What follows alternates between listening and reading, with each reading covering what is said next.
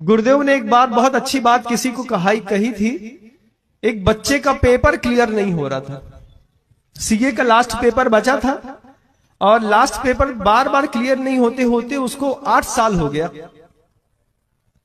तो परेशान होकर के गुरुदेव के चरणों में आया और गुरुदेव से कहा कि भगवान 8 साल से लगातार मेहनत कर रहा हूं, सीपीटी एक बार में कर लिया, आईपीसीसी के दोनों ग्रुप एक बार में क्लियर कर लिए, फाइनल पेपर क्लियर कर लिया, ये लास्ट का एक पेपर, एक ग्रुप का सिर्फ एक पेपर बचा है, इसने 8 साल से परेशान करके रखा है, कोई उपाय बता दीजिए।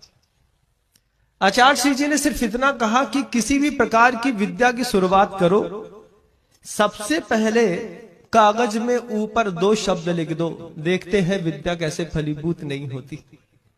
सिर्फ 2 शब्द लिखने का खेल है बंधुओं। क्या करना महाराज? बोले पहले विश्वास रखो कि महाराज जो कहते हैं वो बात सही है। हाँ, आप जैसा बोलेंगे वैसा।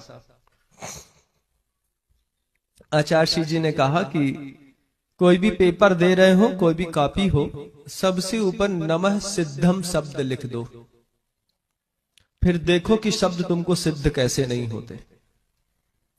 क्योंकि सिद्धम शब्द को तुमने पहले ऊपर नमस्कार कर दिया है। सिद्धो वर्ण समाम्नाय व्याकरण का सूत्र भी है बंधु, सिद्ध होगा नियम से, हो के रहेगा। आचार्य श्री के पास वो लड़का हाथ जोड़ करके गया और अगला पेपर उसने उसी नमः सिद्धम शब्द से शुरू किया।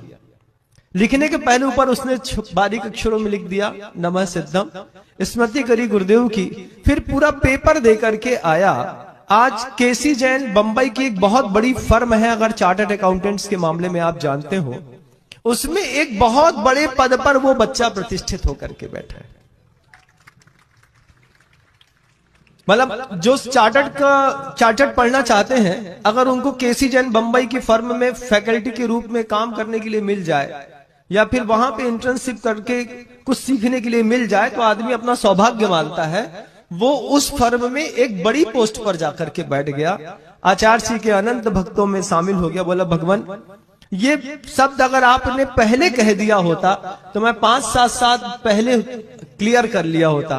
बोले तुम्हारा प्रारब्ध ही नहीं था कि तुम गुरु के पास आकर के और गुरु से पूछते कि शुरुआत कैसे की जाती है।